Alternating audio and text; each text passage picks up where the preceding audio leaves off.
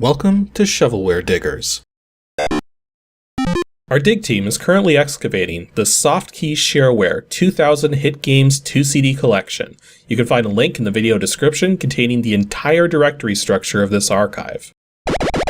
It's week 50, and these are the games that our diggers have for us today. For more information on how to join the dig team, simply head on over to the Patreon page linked in the video description. Now without further ado, let's begin. We're actually starting things off with Dick DeYoung's failed dig. DOSGAMES /arcade /BQ1P1. Now this is only a temporary failure for reasons that'll be pretty obvious in a moment. So, BQuest 1? What have we got here? Hello? And I'm back to DOS. Oh, am I back to DOS? None of the keys are doing anything. Let me keep testing with this a little, see if I can get it working. Okay, so I think I've figured out what's wrong with this thing. I'm looking at the install file here, and it seems that certain files need to be in certain directories called soundpics and nudepix, which hopefully doesn't mean nude pics. But the thing is that you can see, well, I'm going to show you. If I type dir/ad, I get nothing. So those directories don't exist. So it's like the files are here, but they're not sorted into their proper directories. So that's, I don't know. Like, is there a text file? Okay, there is a bquest1.doc file, so I'm going to look at that. I'm going to see if I can figure out where these files are supposed to go. Well, I didn't make any progress, but I did find out that this is Bard's Quest 1. Which is the shareware version of a particular trilogy of games. It's definitely the shareware version, not the registered version. So it's simply been put on the CD in the wrong way, so it won't run. But, you know, that's a game I could probably pull the shareware version off the internet and take a look at it if I wanted to. So I think we'll do that next time. So for now, we're going to call this sort of a failed dig, but we're going to return to it later on, if that makes any sense, so to speak. But yeah, I'll give Dick DeYoung another dig this week, and then next time his dig comes around, I will return to this with a proper shareware copy, as opposed to this mess of files that's on this CD here. So we will come back to that game once I have a proper shareware version of it, but for now, Dick DeYoung's successful dig is DOSGAMES /arcade /BIGBOBS. Okay, let's try this one and see what we have. Maybe I should have put the W in. Okay, that's more sane number of files to work with. Drivein.exe? BIGBOBS drivein or something like that? Let's type the file id.biz.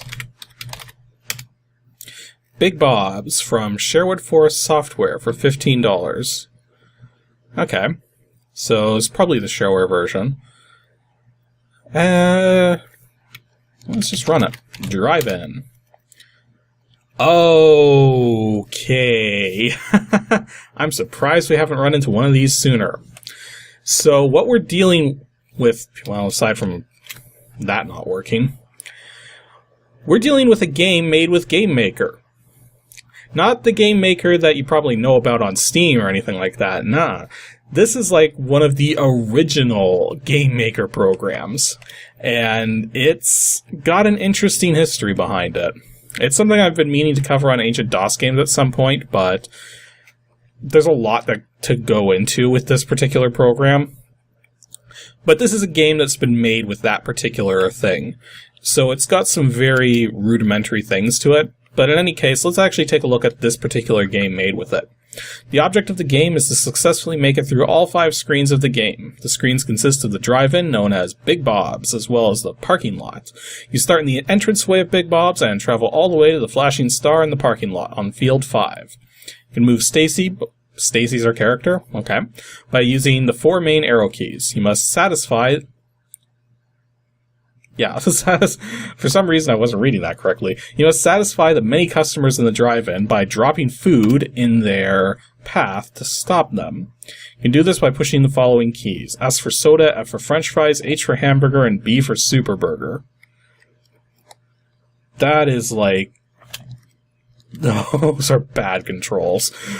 Some customers are not particular what they get. Just about anything will be satisfying them. Some of the customers want some of the food and not the other. Be careful what you give them. You have a limited supply. Be conservative. Have fun. Please register for $15. The irony being that whoever this Shareware software thing, they may not even have had a registered version of this program. As I said, there's a lot of backstory in the Game Maker program here. That was instructions. What's the storyline? Screw it. Let's play. Okay, that is annoying. That is the most obnoxious sound ever.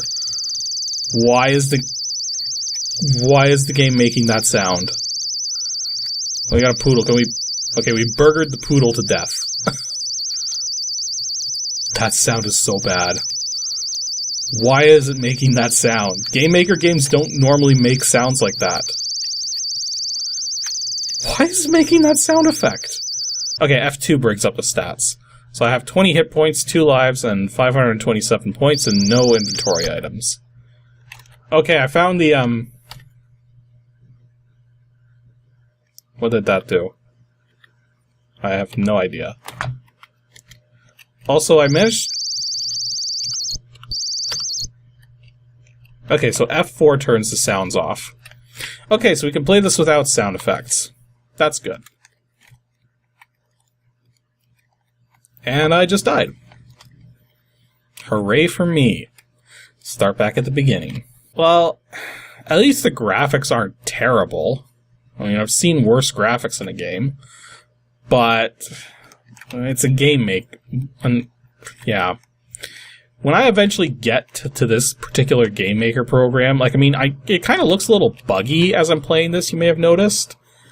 Trust me, Game Maker, the original, was really freaking buggy. The fact that it worked at all is kind of surprising. Although it was pretty powerful for what it could do, it's just the bugs it had made it really difficult to work with. Not to mention you couldn't really put status indicators on the screen or anything like that, so you can kind of limit it in that way as well. I'm trying to attack. Have I run out of attack items? Jeez. And that's it. I ran out of lives. Okay. Yeah, I actually tested it a second ago because I had it on mute accidentally, so that's why my name was already in the high score table. Anyway, this sucks. It even says title screen there as opposed to actually... Oh. Wow. And some guy wanted $15 for this. Okay, so that was BIGBOBS something. I don't recommend this game.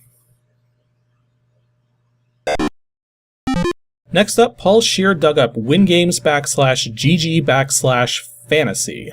With such a generic name like Fantasy, who knows what we could be in store for. Certainly not Final Fantasy. We have a lot of executable files. Jeez, what should I even run? We don't even have a help file to figure this out. Oh, there's a setup. No, that's setup.list. I have no idea. Let's run the setup program and see what happens. Cannot copy edit. Oh. Okay, so the game's already been set up, technically, so... Jeez, which do I even run? Let's see what setup 1 does. Fantasy Control Panel. Okay, so Control P is probably the main program then. There we go. Glad we figured that out. So... Is this just basically something to do with some sort of tabletop game. It says Fantasy Tools Control Panel, but I don't know. Fantasy Tools 2.5, registered by unknown version, demonstration program, info. That looks like something out of Dungeons & Dragons, but I could be wrong. If you like this program, please send a money order for $45 freaking dollars. $45. $45. This had better be like the best program in existence for character generation or generating other things to justify that kind of fee. So, races information. This is a fantasy role-playing assistance player character races tables compatible with Windows 3.1, program developed by Marie. Oh, he's even got that's a lot of names for one person. And developed in Mexico, we know.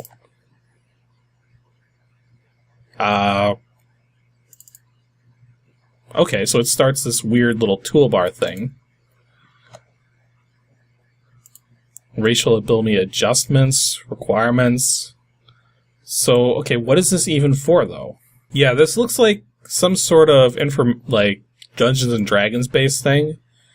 Just based on the numbers I'm seeing. I don't know, something seems weird about this. So this might not be Dungeons and Dragons. But then what is it even for? Like, it doesn't say what it's for. It says just Fantasy Tools Control Panel. And when you go to About, it says Fantasy Role-Playing Assistance Player Character Races Tables. Hey, what is it even for? By the way, here's a dice roller. So, supports 4, 6, 8, 10, 12, 20, 30, and 100 side. Or you can even specify the exact number of sides, which is nice. And so if I wanted a 6-sided die, it's going to bug me. Really? You're not gonna... What? You're not gonna roll the die. You're gonna just pop up a little thing.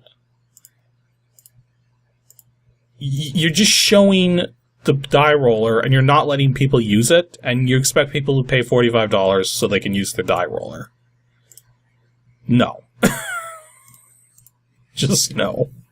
You know what? There's a whole bunch of Dungeons & Dragons giant types there, so maybe this is for Dungeons & Dragons. In which case, something like this could almost be constituted as theft. Yeah, think about this for a second. The way a Dungeon Master plays Dungeons & Dragons, they're going to have a handbook next to them, or a rulebook or something, that's officially licensed, that has all of these same tables in it.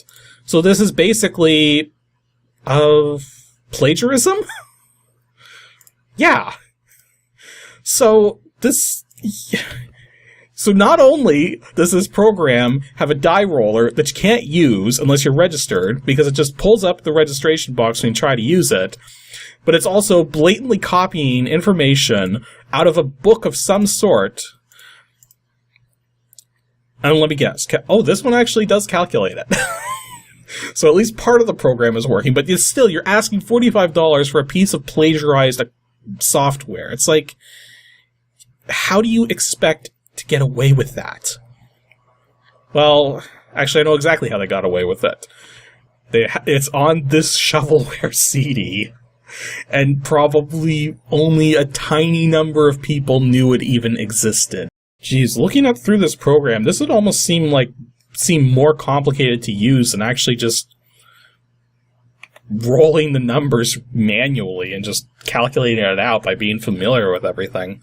And you can't even access some of the plagiarized info unless you're registered. Oh, that's hilarious. So this is a lot of work went into this for sure. But the problem is that when you put a lot of work into something like this, make sure you're not going against somebody else's copyrights when you're doing it. That's just not a good idea. Okay, once and for all, here's how we're going to figure out if this is from Dungeons & Dragons or not. One of the spells here is Tensor's Floating Disc. That's clearly very specific to something. So I'm going to type that into Google search and see what I find. Answer, it is definitely Dungeons & Dragons. Pulled the very first several results were pulling from like 5th edition Dungeons & Dragons rules. So that is very much a Dungeons & Dragons thing. This program is just pure plagiarism. Really, $45 is a lot of money for this thing. Like, I mean, why wouldn't you just buy the book? That's basically all this mostly is just information pulled straight from the book. So, yeah, it has a few little extra things you could do with it, but then you could just roll a die or just do basic math. This is not... No. $45 for a mass of plagiarized information from a Dungeons & Dragons book. Just no. And we're finishing things off with a team dig today. Matthew Belshin and Matan Hirschberg dug up DOSGAMES /adventure /DORKD. I'm guessing another text adventure, because there's a lot of them in this folder. Whoa. That's a large amount of data for a text adventure, so maybe it's not one. Maybe we actually got a graphical adventure for once. Maybe we've got one that works for once, considering what happened last time. DD. Oh, we even got ad-lib music. So, lovely prehistoric day, and Dork the little dinosaur was resting in a small meadow. That is an unfortunate... Whoa. Suddenly black clouds appeared and it started getting dark. Dork's not looking so good. Then it began to rain. This isn't the best way to start a day. Lightning flashed across the sky.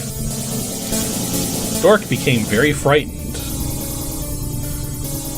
A bolt of lightning hit a tree limb above Dork's head, and Dork was sent off to Dreamland. Okay, so this game's called Dork's Dreams. Programming and artwork by Tran, aka Tamaz Pyrol. Or Patel? I can't tell if that's a T or an R. Maybe it's a T. Tamaz Patel. Okay, so listen to music? Okay, so we got 3 tunes to the game.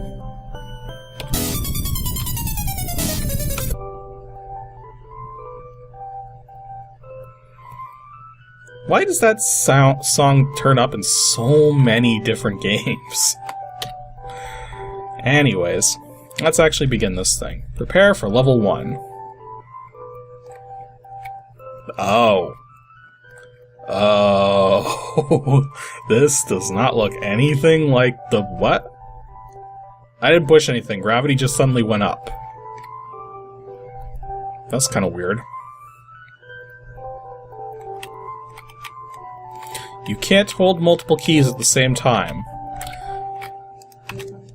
That could get complicated. And I just suddenly move up again. It's like there's like gravitational fields in some spots. So let's see if we can get across this. Not easily, because you can't hold multiple keys. This is gonna take a moment. Oh, spacebar lets you pick up the blocks. Fair enough. Because I'm kind of afraid I'm going to like knock the whole thing over or something. Okay. Is that enough, or do I... Nope, that's enough. Okay, made it past level 1. So prepare for level 2. And suddenly fire! This is going to make the video compression go nuts. Also, there's no music. And I died from a blue pulsing thing. You die. I can't get more obvious than that. So, let's see here. So, the game seems to revolve around just picking up blocks and using them to get to higher ground. So one more of these should do it.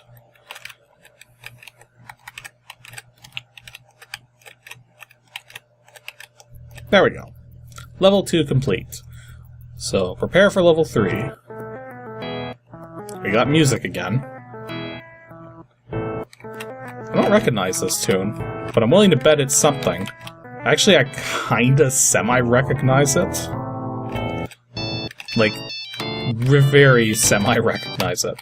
Whoa, what just happened there? It's like I double jumped or something. Or maybe that's what that thing in the middle there was, like some sort of power-up? Yeah, whatever that is, it lets me jump higher. Okay, how am I supposed to get over those things up there? How am I supposed to get anywhere with these controls? Wow. It's so hard to move around when you're in the air, because it's like, it doesn't work the way you'd think it should. Like, let me demonstrate. I'm gonna push up and then right. That's how far I moved. I'm gonna do it again. And again. Notice that I don't always move. Look, that time I started moving. But it doesn't always work. That time it worked. Yeah, so it's like sometimes it works and sometimes it doesn't.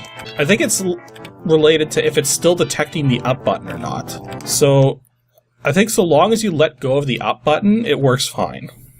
But I think that was my last life, wasn't it? Yep. Want to continue? Sure. Let's give this level one more try. Okay, so I think so long as I let go of the up button long before I push the direction that I want to move in, when I'm airborne, I'll be fine. But it's still really hard to do that. Like, it's hard to do that consciously. Because you just want to push the keys in a normal way, but you can't. I do like that you can, like, sort of move entire stacks of blocks. Okay, this is going to be tricky knowing these jump controls. There we go. Oh, that was an extra life. Okay. So, you know what? I think I'm done with this. The controls are so unresponsive. You can only hold one key at a time. You can't be anywhere near pushing the jump key when you want to move left or right while you're airborne. Otherwise, you just move a couple pixels. This game looks like it would be a lot more fun if the controls are ironed out.